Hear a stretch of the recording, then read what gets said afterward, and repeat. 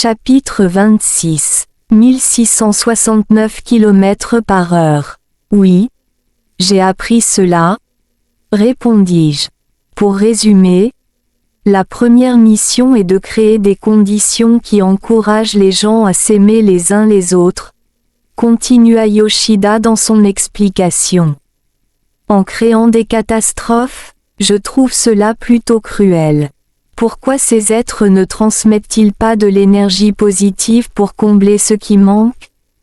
Ils ont pourtant le pouvoir infini de le faire, n'est-ce pas? Rétorquai-je. La meilleure façon est de donner aux habitants de la planète l'opportunité d'apprendre et de maîtriser leur capacité à s'aimer les uns les autres.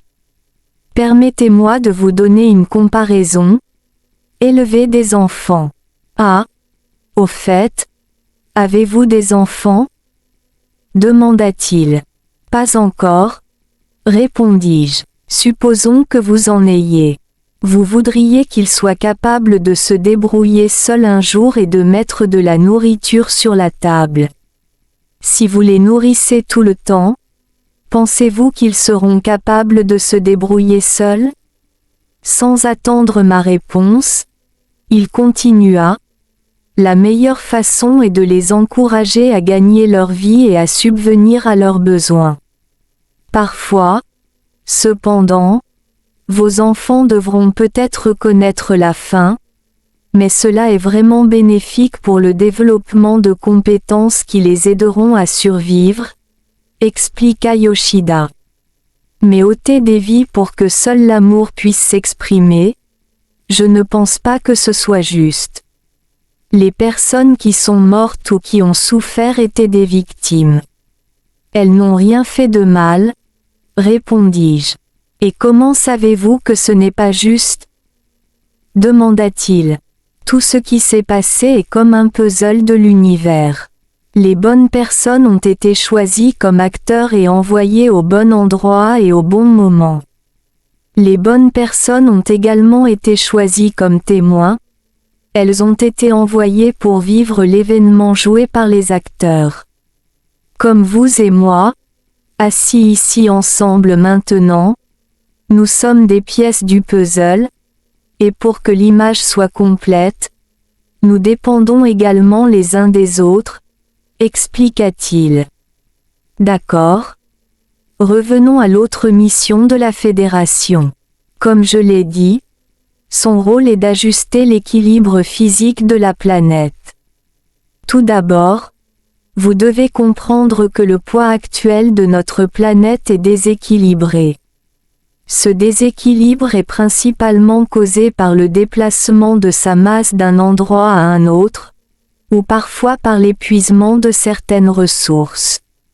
Par exemple, faire exploser une montagne pour ériger des bâtiments, bloquer le cours de l'eau pour construire un barrage, ou forer pour extraire du pétrole afin de répondre aux besoins en carburant. Ces actions s'additionnent et réduisent la masse et le poids de la planète, ce qui affecte directement sa rotation. Vous pouvez comparer cela au mouvement des roues d'une voiture. Si elles ne sont pas équilibrées, les roues vacilleront et trembleront lorsque la voiture roulera à grande vitesse. La solution pour éviter cela est d'insérer un petit stabilisateur au bon endroit, et ce n'est que lorsqu'il est inséré exactement à cet endroit que les roues arrêteront de vaciller. Il en va de même pour notre planète, qui tourne sur elle-même à une très grande vitesse. Avez-vous déjà pensé à la vitesse à laquelle vous vous déplacez lorsque vous êtes sur la planète? Demanda Yoshida en s'arrêtant pour attendre ma réponse. Je ne sais pas. Je n'étais pas préparé à cette question et je ne connaissais pas la réponse. La circonférence de notre monde est de 40 077 km. La vitesse de rotation de la Terre est de 24 heures par cycle.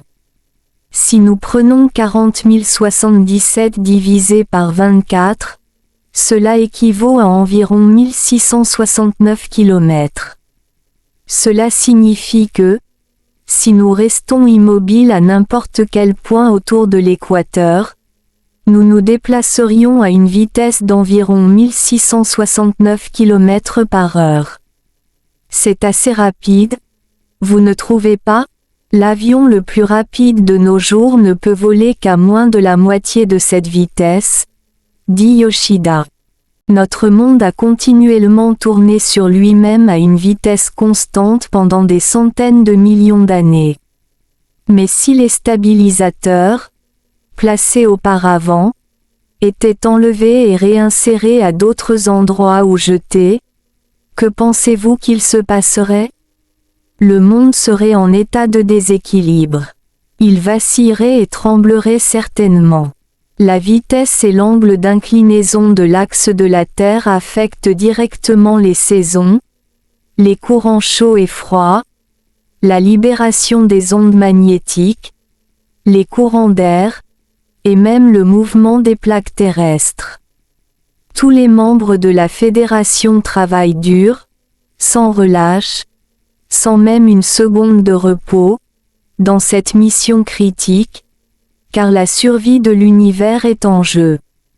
S'ils ne parviennent pas à empêcher notre monde de vaciller jusqu'à ce qu'il se retourne ou dévie de son orbite, tout le système de l'univers sera détruit. La mission principale de la Fédération, continua Yoshida, est d'intervenir dans le processus, avant et après les actions de l'humanité, en interférant autant que possible avant que ces actions ne se produisent. Mais cette méthode ne fonctionne pas très bien car, finalement, les humains continuent nonchalamment leurs activités destructrices. Notre monde est maintenant entré dans une phase de rééquilibrage physique, et en fait, il est resté dans ce mode depuis de nombreuses années. Par conséquent, la prochaine étape de l'opération n'est pas d'influencer les humains pour qu'ils agissent en conséquence, mais de créer des objections à ce qu'ils font. Ils doivent porter cela au niveau supérieur, car les humains sont très têtus et égoïstes. Yoshida me regarda avec une expression très sérieuse. Je pense que notre monde n'est plus très sûr. Nous faisons face à des destructions et à des catastrophes, que ce soit à travers les guerres, les problèmes environnementaux, les défis sociaux, les épidémies, les problèmes moraux, et surtout, l'absence de bonheur. Nous nous trompons en croyant que nous sommes satisfaits de toutes les installations de loisirs et les commodités que nous avons, mais en réalité, nous ne sommes pas vraiment heureux du tout. Nous sommes devenus plus confortables. Le vrai bonheur est ce que j'ai maintenant. Vous voyez, j'ai une famille aimante, mes proches sont près de moi, et nous avons une abondance de nourriture saine et d'air frais. Je ne ressens pas le besoin d'avoir plus. Tout mon temps chaque jour est consacré à servir les autres. Et le plus important, continua-t-il, quand je repense à l'époque où j'étais dans mon ancien monde, je me sentais sans valeur. Je pensais que j'étais le meilleur. J'essayais d'exceller à l'école, d'obtenir de bonnes notes pour avoir un bon travail. Je suis devenu pilote parce que j'étais bon, alors ils m'ont choisi. Mais en y réfléchissant, ce que je faisais n'était que pour moi, jamais pour les autres. Contrairement à ici, où j'ai toujours l'occasion de faire des choses pour les autres à chaque instant, même si mon travail est insignifiant comparé à celui que j'avais sur Terre, dit Yoshida, comme pour se libérer d'un poids. Quel est votre travail maintenant? Demandai-je. Mon travail consiste à prendre soin des forêts et des chemins dans la zone qui m'a été assignée et dont je suis responsable, en m'assurant qu'ils sont en bon état et bien entretenus, répondit-il, et je pouvais entendre qu'il était fier de ce qu'il faisait. Ah, je comprends maintenant, répondis-je. Je me demandais pourquoi les forêts et les chemins étaient si bien rangés et organisés. Il n'y a pas de branches d'arbres tombées obstruant le chemin, et pas de mauvaises herbes envahissantes. Tout semble si propre, comme si quelqu'un en prenait toujours soin. C'est exact. Lorsque vous voyez ces chemins bien entretenus en voyageant, vous pouvez être assuré que quelqu'un s'en occupe. Vous pouvez également séjourner dans n'importe laquelle des maisons des gardiens. Tout le monde vous accueillera et vous offrira un endroit pour séjourner et de la nourriture à manger, expliqua Yoshida. Peu importe où vous allez dans ce monde, vous n'avez pas besoin d'emporter de la nourriture avec vous.